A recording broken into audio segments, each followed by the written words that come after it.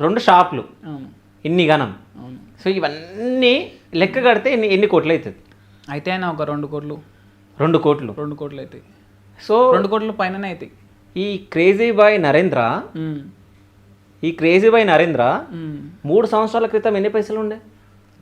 3 సంవత్సరాల కింద నాకు తినడానికి ఇక నా ఈ ఖర్చులు, నా ఈఎంఐలు కట్టుకోవడం, మా ఇంటి వాళ్ళ మా అమ్మ నాన్న వాళ్ళకి ఈఎంఐ ఏమంటారు చిట్టీలకు పైసలు పంపడం 10,000 20,000 అన్న నెలకి. 10,000 20,000 అది కూడా నువ్వు స్విగ్గీ జొమాటో చేసినావు నేను ఫస్ట్ చాలా ఇంటర్వ్యూ. పనులు చేసిన చాలా వరకు చేసిన, చాలా పనులు చేసిన నేను. సో చాలా పనులు చేసినావు, వాటి గురించి మనం వద్దాం.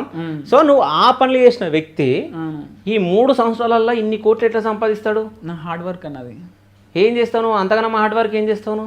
ఏం చేస్తానా, ఇప్పుడు నేను కష్టపడి చిన్నప్పటి నుంచి నేను సోషల్ మీడియాలో ఫేమస్ కావాలనుకుంటా సోషల్ మీడియాలో వచ్చిన. సోషల్ మీడియా నాకంటూ ఒక క్రేజ్ వచ్చింది. యూట్యూబ్లో నేను ఎర్నింగ్ స్టార్ట్ చేసిన. యూట్యూబ్లో మేము వీడియోలు తీయడం స్టార్ట్ చేసినాం. యూట్యూబ్లో వీడియోలు స్టార్ట్ చేసిన తర్వాత మాకు యూట్యూబ్లో రెవెన్యూ స్టార్ట్ అయింది.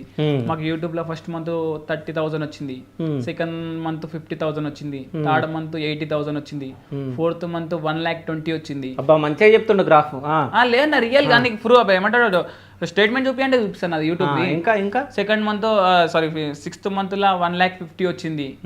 7th మంత్ ఇట్లా మాకు స్టెప్ బై స్టెప్, అంటే మేము ఎట్లయితే మంత్కు కంటెంట్ ఎట్లయితే చేంజ్ చేసుకుంటూ పోతున్నామో, ఎట్లయితే మాది వీడియో వైరల్ అవుతున్నాయో, ఎట్లయితే మేము గ్రోత్ అవుతున్నామో, ఆ గ్రోత్ అవుతున్న తగ్గట్టు మాకు ఎవరిని అనేది ఇట్లా స్టెప్ బై స్టెప్ మాకు పెరుగుకుంటూ పోయింది.